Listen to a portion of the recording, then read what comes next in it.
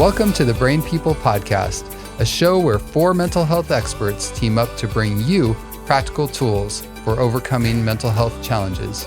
The Brain People don't replace your doctor or therapist, but we will give you some extra tools to help you on your journey. So join us as we fight mental illness, one episode at a time. Welcome to the Brain People Podcast. My name is Jonathan Edens. I'm a psychiatric PA, and I will be your host today. We have a very special guest on the show. It's actually not one of our normal hosts. We actually have one of our graduates from our IOP program. To my right, Tanner. How's it going? So Tanner is, as I said, he's very special to many of us here because he's been involved in the Beautiful Minds family now for a few years. And so we wanted to bring him on because he's got a really excellent backstory, and we think that his story is one of that can be inspiring for those of you listening. So Tanner, I think the first question that I have for you is give us some backstory on your mental health journey. I know, and we'll go into what happened in 2017. But if you could lead us up, kind of over the years in a summary sort of way, up to those events that happened. Yeah, most definitely. So I was born here in Auburn, and my parents got divorced when I was 5, and so I think probably I had anxiety and stuff beforehand, and I've been told from relatives, like my grandmother tells me, when I was really little, I would just get kind of anxious. But after my parents got divorced, it definitely had like an impact on my mental health and understanding. And we moved, me, my mom, and my siblings moved to Oregon, and it didn't.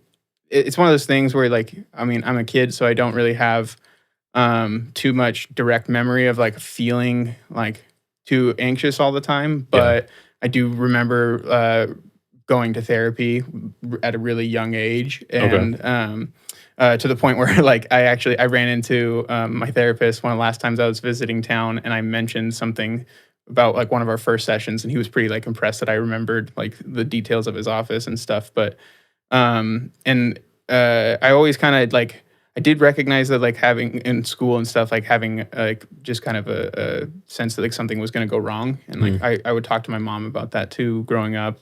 When was the conceptual framework of depression and anxiety introduced to you? Like when do you think that you were consciously aware enough to say that I have these issues? I think that it was like when I probably not too like conscious of it until like I think I always kind of knew like there was something that it kind of made me a bit different in the context. Like I'd see other kids do certain things with like more like enjoyment, I guess, or like less emotions. Like, but I don't know. I think it really became more conscious as like I got into like preteen age, like 11, 12, 13, and started to kind of more understand like actually like what that meant, like outside of it just being like a characteristic of like somebody in like a TV show or something, if that makes sense. Like Eeyore is depressed, you know, but like recognizing that like it does like play a lot into like me like not being willing to like go out with friends or like me messing up on tests or procrastinating stuff, or like I played baseball and I did awesome in practice, but when it came to game time, it was like I forgot absolutely everything, and I would embarrass myself, and so like for a long time I kind of just thought that I was broken. And like again, I think a lot of us base stuff off of, you know, I grew up in a smaller town, so we base stuff off of TV and other things that we see, and like I just kind of assumed like I was going to be like a curly, like three-headed or Three Stooges. Like I was just going to be kind of like bumbling my whole life, and like that was what it was.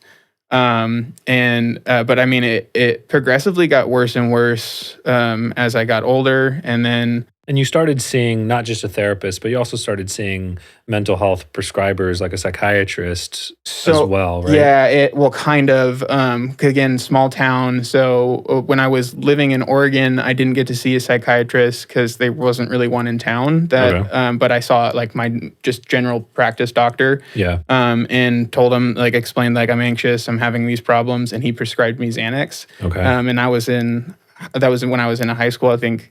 So I got to take that back. Actually, I did see, because I spent a year in California for my freshman year of high school, and I had some mental health problems manifest. And the living situation wasn't the best at the time, without going into like too many details about that.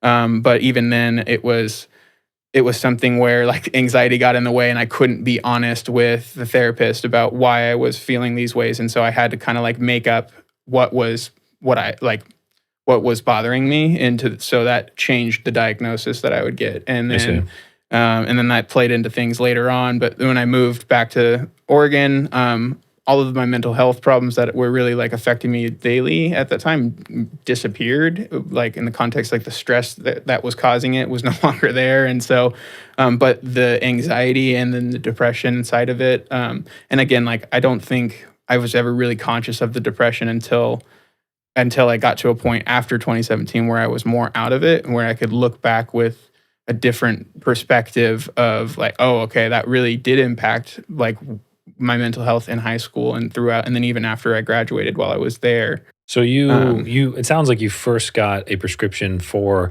some sort of mental health indication freshman or sophomore year of high school, right? And you remember that first medication being Xanax? No, so I misspoke actually. That first medication, I don't remember what it was. It's okay, it's not too important. But it was something, again, that drastically changed my personality to the point where I stopped taking it and I would fake take it. And I just recognized that like I need to be not getting in trouble at school. I need to not be like causing stuff at home, and just kind of put my head down and like do my work, basically live day to day and focus on not making any stir, not making any problem, not bringing any attention to myself. Okay. And then that mitigated like my parents' need at the time to like make sure that I was taking the medicine, if that makes sense. So you're throughout high school and into early adulthood, you continued to see some combination of mental health providers, right? Yeah. And any other really important events leading up to 2017 in between sort of high school and that time frame? I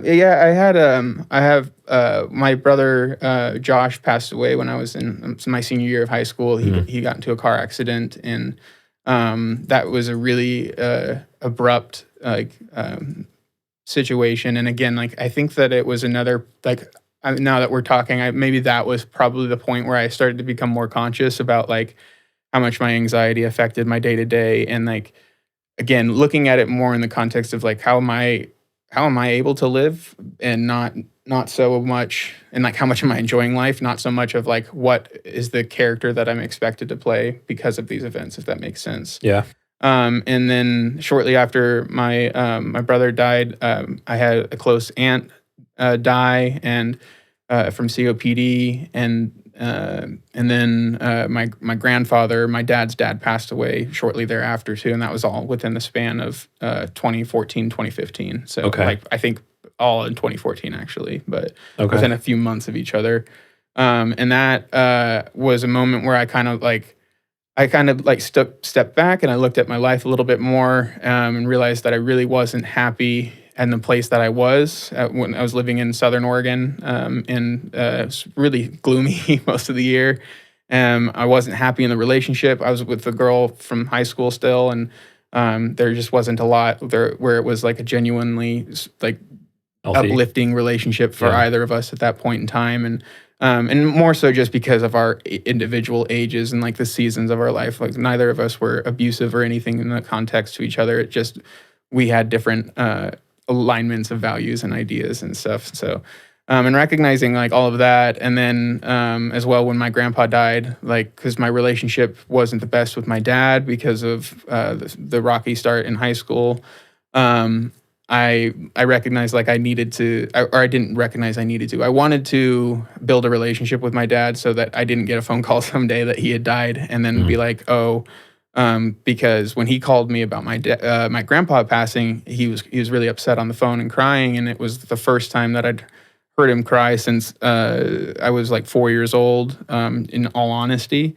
And that was when, not to go too deep into other stuff, but that my uncle committed suicide when I was around 4, and it was his stepbrother. And so, and that was genuinely the last time that I remember him crying was at his service. And then, so that was like, it shook me. And on top of like this other kind of like awakening, I guess, that like I really wasn't happy going to school. I wasn't happy with my relationship. I wasn't happy with the area that I was living in. I wasn't happy with like my weight and a bunch of other stuff. And so I made the decision to move to California and to try to rebuild my relationship with my dad, and to get into a different area and try to basically run away from my problems. So, yeah. So those events set us up for, I think, a good understanding of your history.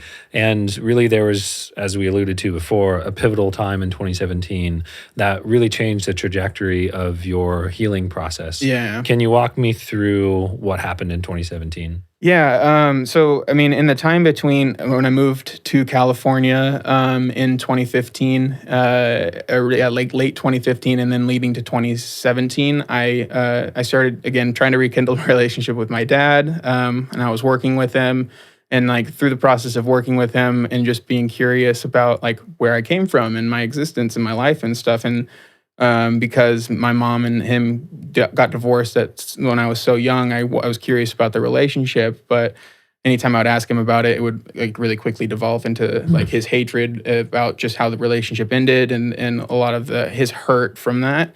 And it started to like really twist my view of my mom. And then I would call my mom and I would try to talk to my mom about things. And then she would tell me something else. And then that would kind of twist my view of my dad. And I started getting really pulled in between these two situations. And again, had this like, well, I'm like down here chasing family. And I felt like all these like events were justified in some case because of like, that's what you're supposed to do for family. But I was getting like just pulled in the middle, and my mental health was suffering, and I'm not blaming just that. Like I was not doing myself a lot of favors. I was using a lot of drugs. I was drinking a lot.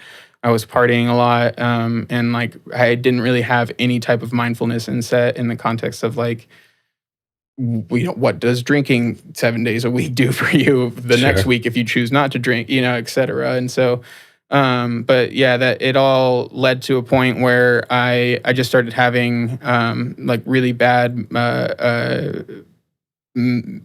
emotional breakdowns and panic attacks, like multiple panic attacks a day, really gripping panic attacks that like it would paralyze me essentially to like whatever I was doing in the moment. Like the one that sticks out the most in my memory is I was sitting at a light, turn into my apartment complex, and there was a guy in a car next to me, and he waved, and I nodded and waved and smiled, and I felt this sense of, oh, that's nice, like people are nice. And then he drove away, and when he drove away, I had this intrusive thought of, well, I'm never going to see that guy again. And I had this crazy panic attack, and I couldn't move. I started hyperventilating, and I just sat, and like the light cycled a couple of times until I was finally able to like compose myself enough to move. And it was for over a complete trivial stranger. But again, like hindsight recognizing like I had experienced a lot of losses, and there was probably a lot of grief that I hadn't unpacked. But just like that was one specific event that sticks out, but it just kept getting worse and worse until the point where my roommates didn't feel safe with me in the house because I was having these outbursts and panic attacks. I wasn't violent or anything in that context, but I was loud, and like that's scary. And it doesn't matter if you're not like aggressive, like being loud is scary to people. Sure. And so I'm having a lot of mental health problems, and right at the same time, my uncle, who's my stepmother's brother, killed himself. And the night that he did it, I was really, really struggling with my decision to want to live, and to the point where, like, I decided I was going to kill myself. And then I was able to go to sleep, and then I woke up the next day to a phone call. My dad said, "Hey, he told me not to freak out because I needed to be able to tell my siblings, who were my roommates, but that my uncle had killed himself the night before." And like that was incredibly jarring to have that level of parallel thinking, and also be I think met with the reality of the consequences of like what that decision was. And also the fact that like I was at that night, I was like, yeah, I really want to do this. And that was the only thing that gave me any solace, was the idea that I was going to start planning when I was going to leave. And so What got you through that? Well, that kind of was just I guess that was like the very beginning of the downward spiral and the larger context, because I had a lot of mental problems where I was like, I felt like I thought I was psychic because I was like, oh, maybe I was just picking up on my uncle's thoughts that night, and it wasn't actually my mental health. And then I had the unfortunate aspect of going to somebody who has good intentions but does not actually know how to help. I went to a hypnotherapist, and I explained to them, like, I'm having these thoughts that I'm psychic. I'm having these thoughts that I'm like I have these powers or whatever, and I recognized like this is not healthy thinking. And then she like doubled down and was like, no, like it is, like you are an empath and you can sense this stuff. And I went through like hypnotherapy with this lady for a little while, and that just reinforced this distorted thinking that I was having. And then that informed when I finally did get to a point where I had to go to the mental hospital, because I wasn't in a state where my roommates felt safe. And I tried to explain all of that, really. And even now I'm reducing it down to such a large extent, but to explain all of that to a stranger at 5:30 in the morning after I get woken up from this mental facility, and unfortunately there's a language barrier on top of it, and they only give you 5 minutes to explain what's going on. And so I boil it down to, I thought that at the time I had thought that I had killed myself, and that I was going through some type of purgatory-esque like trial to uh, like clean my soul so I could go to heaven. And so I tried to again reduce all of this down, and I'm very reductive with even that, but reducing all of that down to try to explain this to somebody that like I'm having all of these weird stuff happening. But and then he goes, okay, so you broke your phone because Jesus told you to. And then that's what I was diagnosed in my first hard diagnosis of schizophrenic. And then I had to go through the again, like the rehabilitation, or the inpatient programs there, and did what I was told to do, and started taking, again, they started giving me medication for that diagnosis. And that was a similar diagnosis to what I had been when I was in high school. And so it did the same thing, just changed my personality to the larger extent where I just essentially wasn't here again. But I tried to trust the system, because I was like, okay, well, if this is all makes sense to the point where if that's all what was going on, and because of the all the life stuff that I'm having, and the trauma is just kind of accumulating to this point, then I probably do have this diagnosis. And then following through with it, and then following up with an actual psychiatrist afterwards, they're like, this is absurd, you don't have this. And then they re-diagnosed me bipolar. And then I started getting on different medication really quickly and started moving towards that. And that was where I was at for a long while. I was being treated, I think, for that, and also just like insomnia problems that I had. That was a large part of my problem, was I wasn't sleeping. Okay. But yeah, and then I started basically, like, the psychiatrist that I was working after that stay, like anytime I had a problem I would go to, she would just give me a different medicine to like add on to the medicines that I was already taking. And that kept leading up to the point where she's prescribed me. Eventually I couldn't sleep. I was taking trazodone, a lot of trazodone, and I was staying awake through it. And it was really affecting my ability to function at all throughout the day. And she prescribed me Ambien, and I started taking that, and I only got a couple of weeks. Not even because I didn't take that every single night. I took it like 5 times before I had my big event in November of 2017. So let's talk about that big event, because it's clearly an important transitional point in your life. And so from what I hear, you took some Ambien as prescribed, right? And you ended up having basically a sleepwalking episode. Yeah, I mean, from what, like, my recollection of the day before, I took my medicine. Like, it was a little later in the night that I took it, but it was like the last minute type of thing where I was only taking this if I couldn't fall asleep and I needed to, like, I had work the next day. I have to work, get up and go. And so I remember taking the medicine, being able to fall asleep, and I was staying at my parents' house at the time, and they were doing a remodel, and so they didn't have any drywall on the walls at all. It was just studs, and they had sheets, and so like there wasn't a lot of privacy in the room that I was staying in. And this is after I got kind of kicked out of my apartment after having the mental health problems multiple times. But so when they left to go do something, and when they left to go do something, I woke up. And then I remember going back to bed, but apparently I got up and I was pretty irate that they woke me up, and I left. And then I was missing for 12 hours. And from my memory, what I remember after that is just waking up in the hospital and turning. And my girlfriend at the time, who's my wife now, and asked her like what happened, and she said you had a seizure and you hit your head. And I was like, oh crap. And but yeah, and So, and you also said that you actually experienced a brain bleed as well. yeah. Right? So I had so what had happened again, it's hard to say for certain because we don't have anybody like who That was there for witnessing it. sure. Sure.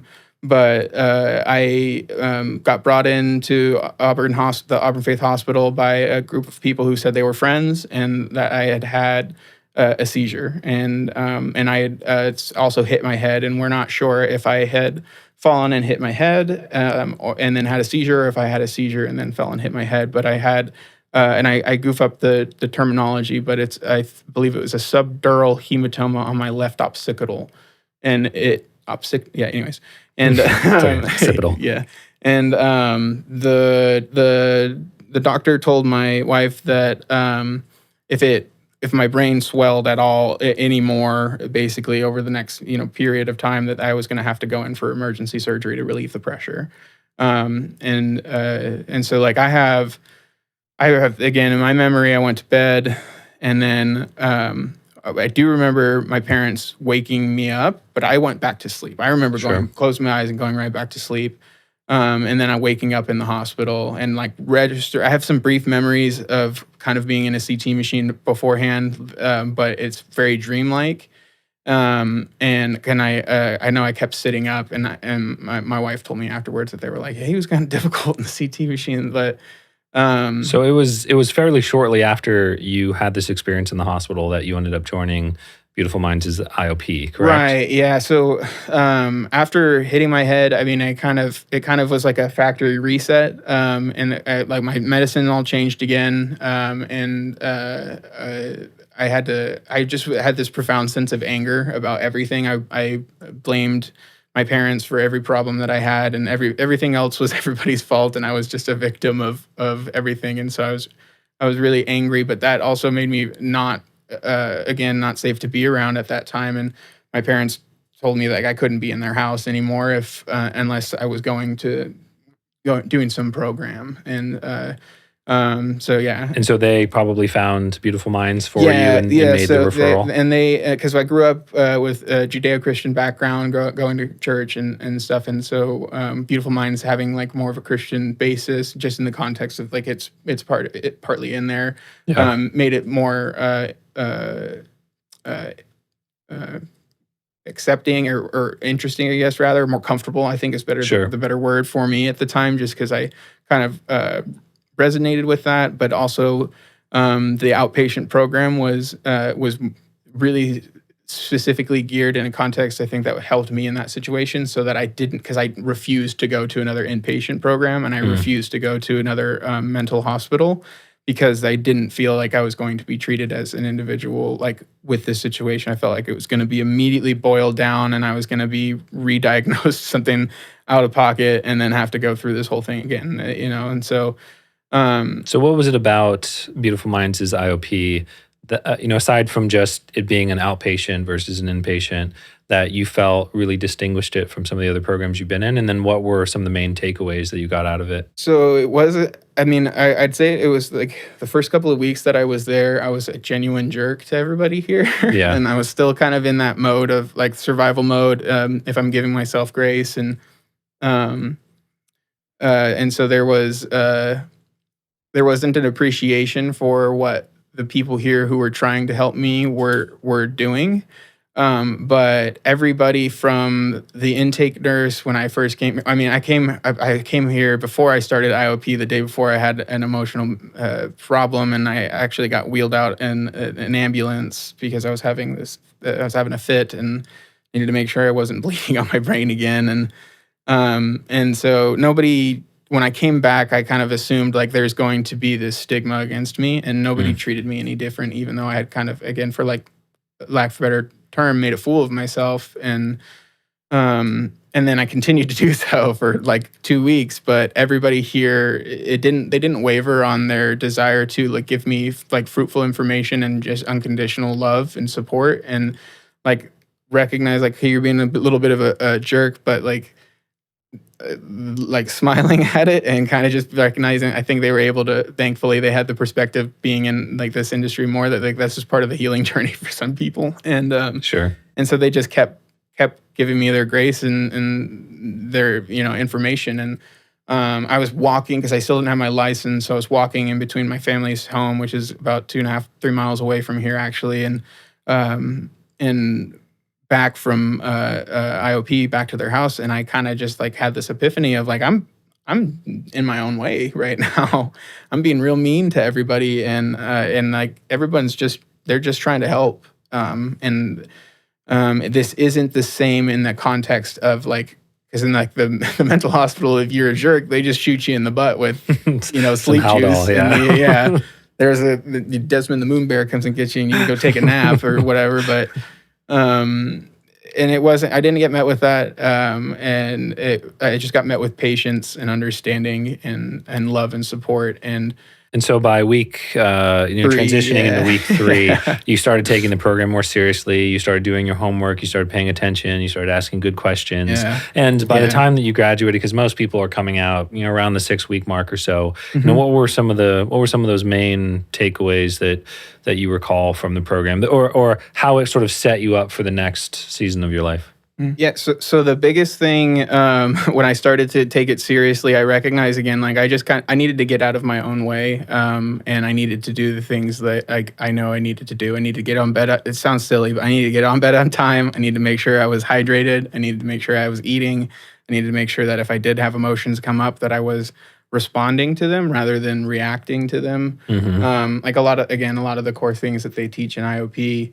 I started to recognize that it was easy to implement, a lot easier than even easier than pretending to implement it in the context of just like lying and be like, oh yeah, I did the thing.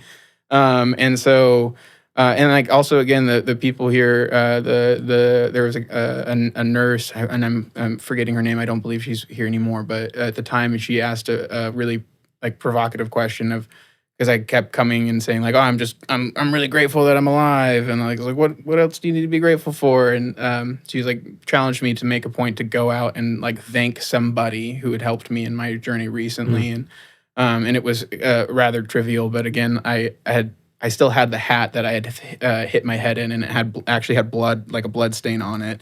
And I'd gotten it from a thrift store that's on the way in between here and my parents' house. And so on the way that day, I had stopped and I made a point to like tell the shop owner, like, you didn't really do anything to help me, but thank you, know. And I just saw it change his day, and like it genuinely did come from my heart. Like I wanted to say thank you for this hat, because like who knows, like maybe that bit of fabric actually saved me from it being something where I really had to relearn how to walk, or I died, or something, even worse. So, and again, like I don't know if he was having a tough day or whatever, and I've never talked to the guy again, but I recognize like in that moment it meant a lot to him, and that there was a lot of profoundness and like being genuine and trying to grow past like what I was upset about, like the situation, rather than identifying like as a victim of a seizure and the mental health industry kind of failing me and my parents and blah, blah, blah, like recognize like all of this stuff is something that I can grow past, and like I can stand on even. And again, like it's, you change one little thing each day, and you start to really build momentum.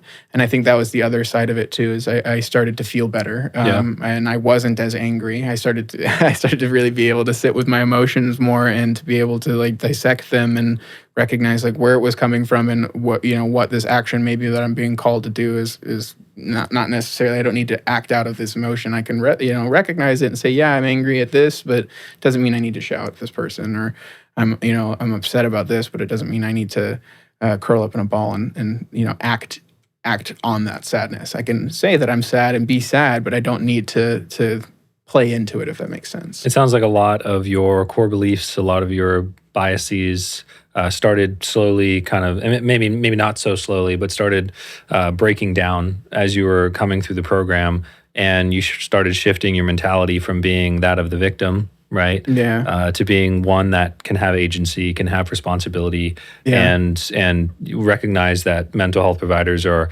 pointing you in a direction, but ultimately it comes down to your willingness to actually walk the walk. Right. Yeah. I think that I definitely had like a paradigm in my head that like a doctor was this kind of authority figure in the context that like they just know. And so if they tell you like this is what you got to do, then your life's going to get better. Yeah. And then like, I would do some of the things, but I didn't see this drastic shift. And again, I also didn't have like the best attention. Like, unfortunately, like we do suffer from having, again, like kind of a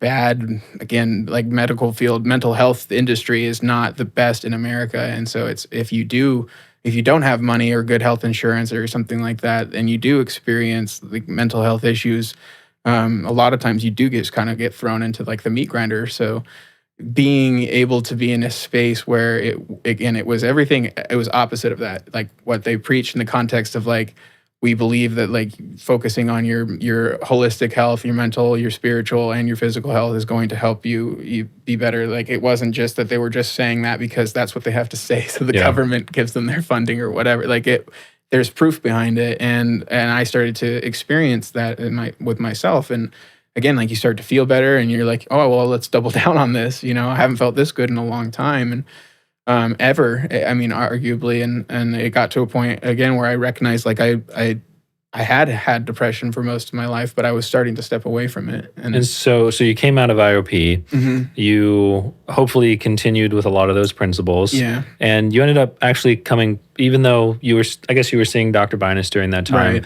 you ended up eventually joining our coaching program. Yeah. So could you talk a little bit about that? Yeah. So using the skills that I had gained through IOP and implementing them, I was able to reestablish foundations in my life. I was able to get an apartment with my girlfriend at the time, who's again now my wife, and I was able to get a job. I was able to get my license. I was able to get a car, and this all over the span of about a year and a half, 2 years after graduating IOP. And I had a good career. I was an RV technician, but I would get done at the end of the day. My bills were paid. I was able to go out and do stuff, but I still I wanted something more. Yeah. And I expressed that to Dr. Binus, and he shared with me, they had the coaching program, the Revive to Thrive program, and that it might help me get an idea of like, do I want to go back to school, or what's my goal? And so I did it's an 8-week program, and getting to work with life coaches and really like take a deep dive and look at your values and your core beliefs in a more focused sense than IOP is. Yeah. And a more like growth directed sense too. Like, IOP is a fantastic resource for recovery, for getting your start in recovery and getting like a lot of that information so that you can take ownership and control over your journey. And then I think that the coaching program really helped me go, like, once I had that momentum, it helped me focus that momentum into a place where I could not only help myself, but help other people too. And like, then just by proxy, again, I just being exposed to other people who had similar mindsets. And like, I found myself talking with people like for 45 minutes, almost to an hour outside of the front of Beautiful Minds at the end of the Revive to Thrive, just talking about my journey and their journey, and then kind of, bouncing ideas off of each other, like, oh, this might work to help you exceed. And so it really, again, it helped put a fire underneath my pants, and And after the 8-week program, I started working one-on-one with one of the life coaches named Steve, and through just the work with him, we've really redefined what I wanted to do with my life, and what I wanted to do with the gift now that I was able to recognize that I had been given of this trauma and this tragedy. How could I use that to propel myself forward and to again help other people? So surprise. But what did you end up coming? What did you end up finding would be your passion? So I had the opportunity through work and through working with Steve to mentor somebody who was in a really similar situation at the RV place, and found that again through the skills that I was able to develop and through IOP and the coaching program and my journey, I was able to help that person make some really drastic changes in their life. I was able to, or I shouldn't say because I don't want to take all the credit. They did all the work. I just met with them and had lunch and then kind of pointed them in direction. But we were able to get to a point where they were able to have a much more steady and sound life. And going into it, I wanted to make sure that I wasn't doing what I had experienced in the context. I didn't want to lead people astray. The hypnotherapist kind of led me astray. And I know that they were well-intentioned and they meant the best, but they didn't have information that they were working off of that was sturdy. And so I wanted to make sure the foundations of me helping people was based on something that is true, not just some platitude that I read in a self-help book that I was like, oh, that sounds good. And I was able to help them. My first client, who was also a coworker, help them get some pretty good changes in their life, get a lot of control over certain things. And then, by God's grace, I started working with someone who was also in the Revive to Thrive program the same time that I was, who was going to the meetings afterwards because they have the accountability meetings thereafter. And they expressed interest. I just shared with them, hey, I started working as a life coach, and it was my goal to grow as that, and they were interested in working with me. And so I started working with them and got similar success in their journey as well. And they referred me to multiple of their friends. And I've kind of kept that train going of helping people get to a point where they're able to recognize the inherent creative beauty that they have inside of them so that they can achieve what they're actually trying to go towards. Because I think I was able to see more clearly afterwards that a lot of people get kind of wrapped up in the story that they're telling themselves, and IOP has a lot about that in the context of your internal verbiage, and so. But helping people identify those limiting beliefs, identify they are so much closer to what they want than they probably know. And if they aren't, then they can get closer each day. But it does sometimes take an unbiased opinion coming in and saying I'm not your dad, I'm not your brother, I'm not your I'm your friend, but only in this context. But we're here with growth in mind. And so I can look at where your obstacles are and kind of give a better objective game plan of how we can move past it so there isn't so much of that story involved and we can dismantle it more and get to a point of action. My goal, and I would argue it's the sign of a successful coach is when you have clients leave you because they don't feel as they need your guidance anymore. Sure. And they've outgrown that season of their life. And thankfully I've had that with a few of my clients who've gotten to a point where they're like, hey, I really appreciate we've gotten this far, but I don't feel like I need this extra reminder anymore. And so, my wife is actually now she's a life coach as well, and she focuses more specifically on anxiety coping, and the metaphor that she likes, or the illusion that she likes to make, is that she's like Mary Poppins. Once the job's done, she's got to go back out, and then they get to go live their lives. But it's been an absolute blessing to be able to take the lessons that I was able to learn and glean from Beautiful Minds and be able to not only again apply them in my life so that I could have more enjoyment and a better trajectory for myself, but also be able to help other people grow in their journeys as well. So it's a little bit like that idea of life being somewhat like a ladder. And we're all, we all kind of start at the bottom and we kind of work our way up. And as we do so, there's other people sort of in front of us and behind us. And you still have your mentors, right? Yeah, I And still meet with my life coach at least once a month. So, okay, good. And so you've still got people that are kind of reaching or looking down and kind of pulling you up. But yet you've gotten to the place where you're obviously well informed enough, and you've done a lot of work with yourself to be able to also be in that position to turn around and help other people. Yeah. So that's ultimately part of the thriving aspect of it, right? Is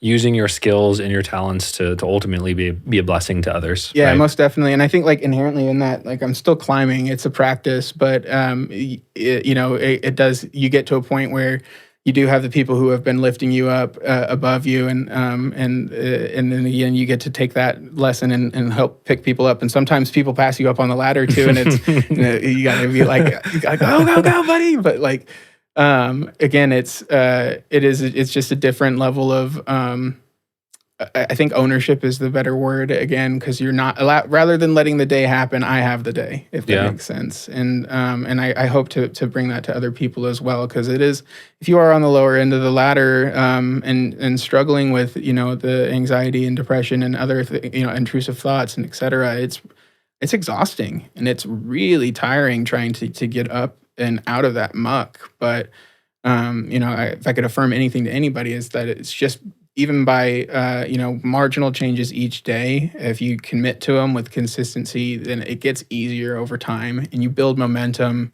You build those muscles so that they're a little bit, in the context of the metaphor of the ladder, so that you're a little bit more used to using them, and it becomes easier to navigate these situations. But again, I definitely stand on the shoulders of giants, and I try to make a point to tell that to my clients. Like, I didn't come up with any of the ideas I'm bringing to you guys. It was something that I saw that was useful in my journey that I'm able to hopefully allow you to say, okay, this is helping me, climb a couple of rungs quicker.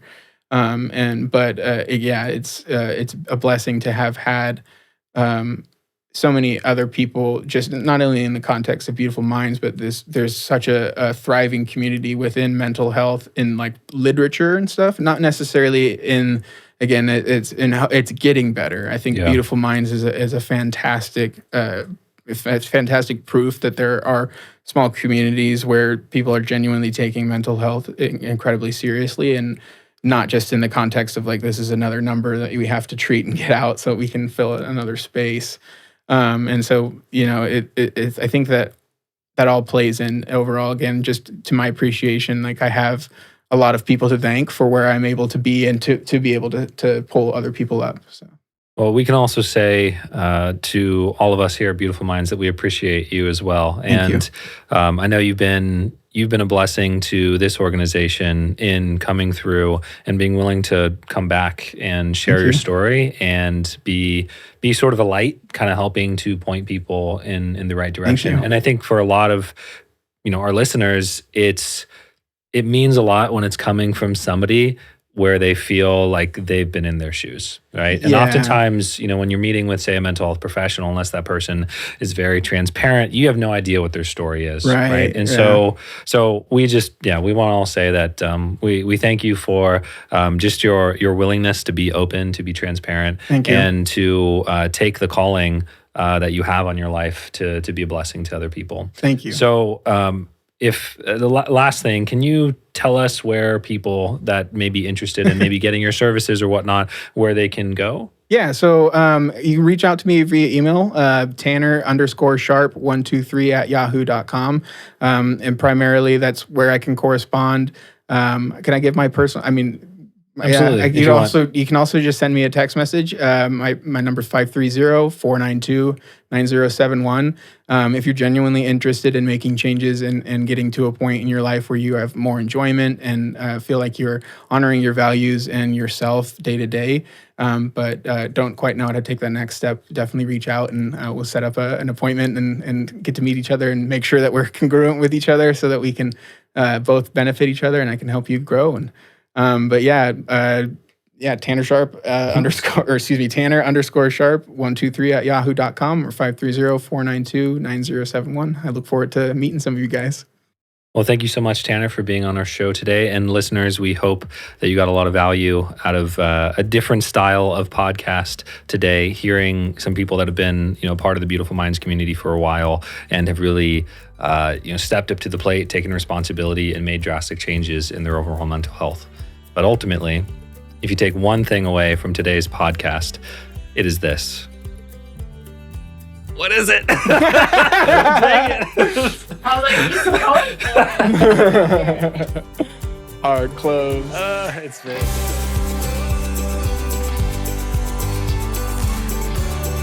Thanks for listening. To hear more episodes, find us on social media, or support us financially, visit thebrainpeoplepodcast.com.